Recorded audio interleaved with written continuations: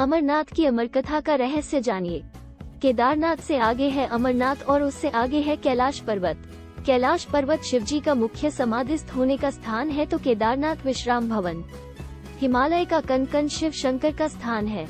बाबा अमरनाथ को आजकल स्थानीय मुस्लिम लोगों के प्रभाव के कारण बर्फानी बाबा कहा जाता है, जो कि अनुचित है। उन्हें बर्फानी बाबा इसलिए कहा जाता है कि उनके स्थान पर प्राकृतिक रूप से बर्फ का शिवलिंग निर्मित होता है।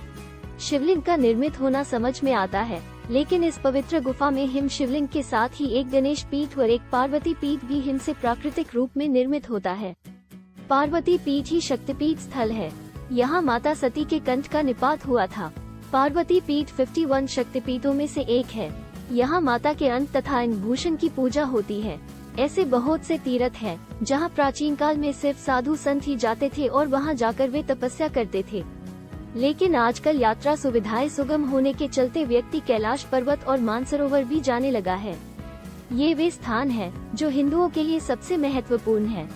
दरअसल पार्वती लगातार अपने पति से अमृतत्व और सृष्टि के निर्माण का राज जानना चाहती थी, लेकिन भगवान शंकर उस स्थान की तलाश में थे जहां कोई तीसरा व्यक्ति सुन न सके। इसलिए उन्होंने इस गुफा को चुना। लेकिन एक कबूतरों का जोड़ा वहां रह गया जिसने ये कथा सुनी। पुराणों में ऐसी कथा है कि एक बार पार्वती जी ने महादेव से पूछा कि ऐसा क्यों होता है, आप अजर अमर है लेकिन मुझे हर जन्म में नया जन्म लेकर आपको प्राप्त करने के लिए तपस्या करनी पड़ती है। जब मुझे आपको पाना है तो मेरी इतनी कठोर परीक्षा क्यों? उन्होंने शिवजी से उनके गले में पड़ी मुंड माला का रहस्य भी पूछा। पहले तो शिवजी ने उन्हें ये बताना जरूरी नहीं समझा, पर बाद में पत्नी हट के आगे उनकी एक भी न चली।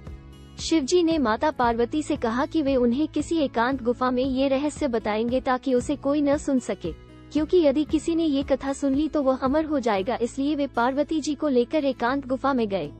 सबसे पहले उन्होंने नंदी जी को पहलगाम में छोड़ा, इसीलिए पहलगाम को यात्रा का शुरुआती पड़ाव कहा जाता है।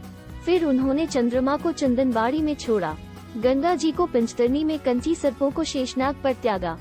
आगे बढ़कर गणेश टॉप पर उन्होंने गणेश जी को छोड़ दिया, जिसे महागुण का पर्वत भी कहते हैं। पिस्सू घाटी में पिस्सू नामक कीड़े का त्याग किया।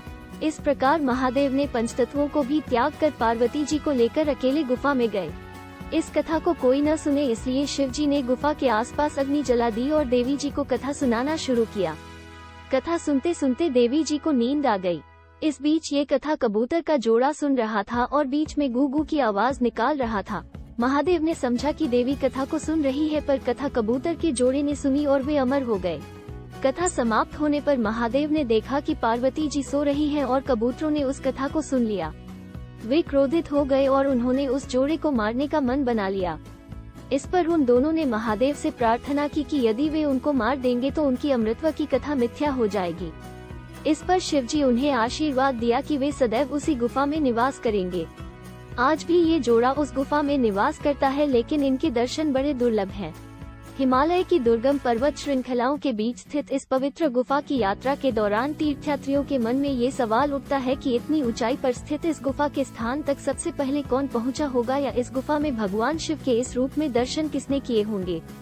इस प्रश्न का उत्तर पुराण और लोक मान्यताओं में मिलता है। कहते भृगु ऋषि ने सबसे पहले शिवलिंगम के दर्शन किए थे। इन सबसे अलग इस गुफा के बारे में ये भी कहा जाता है कि इसकी खोज एक कश्मीरी मुसलमान ने की थी। इसका नाम था बूटा मलिक। मलिक भेड़ चराने का काम करता था। इसके परिवार के लोग आज भी अमरनाथ गुफा की देखभाल करते हैं। जय बाबा अमरनाथ बर्फानी, जय बाबा अमरनाथ बर्फानी, जय बाबा अमरनाथ बर्फानी।